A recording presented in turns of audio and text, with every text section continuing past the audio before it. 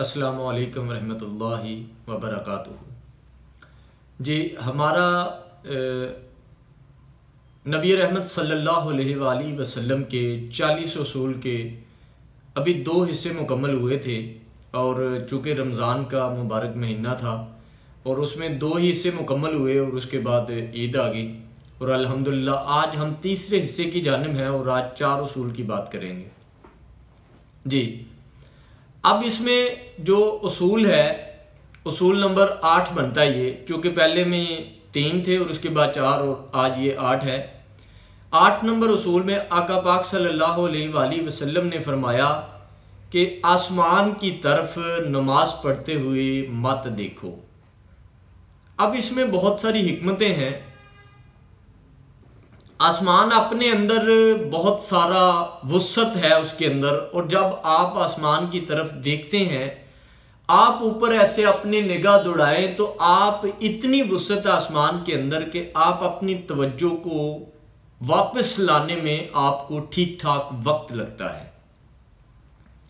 और दूसरी तरफ अगर देखें तो नमाज के दौरान आप सजदा और अपना रुकू भी भूल सकते हैं, और अक्सर ऐसा होता है कि हमें तवज्जो लाने के लिए वापस एक वक्त लगता है।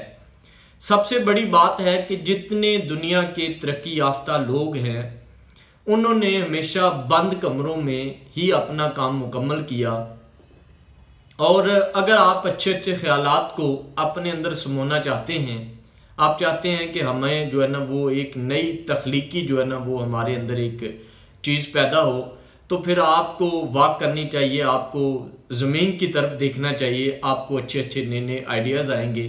देखा जाए तो जितने औलियाए उज़ाम हैं उन सब ने मुराकबे और अपने चिल्ले और अपने जितने भी काम हैं वो बंद कमरों के अंदर और गारों में किए हैं। उसूल नंबर 9, उसूल नंबर 9 ये है कि आप जब भी टॉयलेट में जाएं वहाँ मत थूकें। इसमें बहुत सारी हिकमत है कि पहली बात तो ये है कि नबी रहमत सल्लल्लाहु अलैहि वसल्लम ने फरमाया कि वहाँ पर जाके जब बंदा थूकता है उसके बाद आने वालों को, जो बाद में बंदा आता है, उसको तकलीफ होती है। और इससे दूसरी जो बात है वो ये है कि आप जब थूकने के लिए अपना मुंह खोलते हैं, मुंह में हमारे जरासीम चला जाते हैं, और जरासीम के जाने से हमारे मैदे के अंदर वो हमारी तबीयत को ख़राब कर देते हैं, हमारा निज़ाम इंहिसाम ख़राब हो जाता है। और एक और बात इसमें बहुत सारी एक हिकमत इसमें ये पोशीदा है कि आप अपना मुंह बंद रखेंगे तो जरासीम कभी भी नाक के ज़रिए आपके अंदर जिस्म में दाखिल नहीं होते।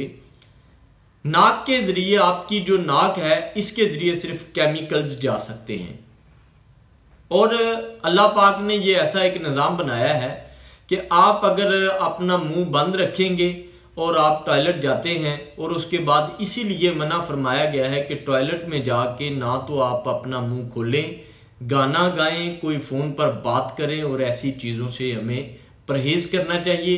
ये आकाए दो जहां सल्लल्लाहु अलैहि वसल्लम का फरमान भी है और हमें उनके फरमान पर अमल करना चाहिए, कोशिश करनी चाहिए पूरी की पूरी। जी, उसके बाद उसूल नंबर आपका बनता है 10। उसूल नंबर 10 में यह है कि कुछ लोग हमारे कोयले से दांत साफ करते हैं।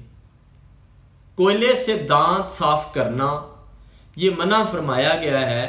इसकी एक हिकमत यह है कि जब हम दांत साफ करते हैं उसमें कोयले में पूरी की पूरी कार्बन डाइऑक्साइड होती है, और उसमें इतना मतलब बंदे के मसूड़े भी वो ख़राब कर देता है। कुछ लोग दांतों को सफ़ेद करने के लिए इसका इस्तेमाल करते हैं। आप सफ़ेदी लाने के लिए कोई और उसका हर्बा इस्तेमाल करें, इसको कोयले को इस्तेमाल करने का जो है ना वो मना फरमाया गया है। जी, हम सब जो भी कोई काम है जिससे भी है, हम उसके हमारी कोशिश होनी चाहिए कि हम जो है ना इस पर अमल करें। एक एक करके इन उसूलों पर हम अमल पैरा होंगे तो इंशाल्लाह हमारी ज़िंदगी और आखिरत बेहतर हो जाएगी। बहुत शुक्रिया। वीडियो को तवील होने से बचाने के लिए मैं इन्हीं 3 उसूलों पर आज हम इक्तफ़ा करेंगे। इंशाल्लाह 3-4 जितने भी इंशाल्लाह वीडियो में आएंगे तो उस पर इंशाल्लाह जो है ना वो वीडियो आती जाएगी। अगली वीडियो में इंशाल्लाह हम अगले जो 3-4 उसूल हैं उनका जिक्र करेंगे। 40 उसूल हैं, इनको इंशाल्लाह मुकम्मल करेंगे। बहुत शुक्रिया।